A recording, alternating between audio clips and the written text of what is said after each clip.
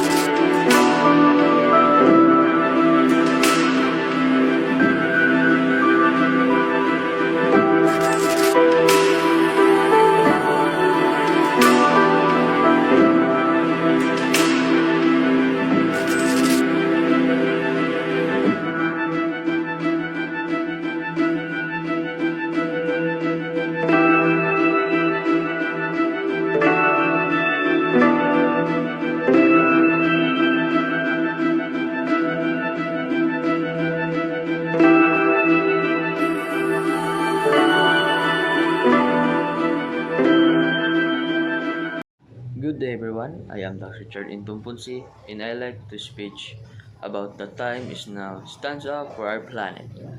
So, the earth our only home is changing and not for the better. Climate change is here. We sit in the flooded street, burning forests and scorching heat. It's not just headlines, it's real, it's urgent, and it affects all of us. But this is just an environmental issue, it's a human one. It threatens the air we breathe, the food we eat, and the safety of our communities. And while some suffer more than others, no one is truly safe if we do nothing. Yet, even in the face of precise, there is a hope, and that hope starts with you and me. We don't need to be perfect to make a difference. Every plastic bottles we refuse, every tree we plant, every voice we raise for change. It all counts. We can push for cleaner energy, smarter choices, and stronger climate action. Let's stop waiting for someone else to fix it. We are the change makers. This is our planet, our fight, and our future. So let's rise together and protect the earth before it's too late. Thank you.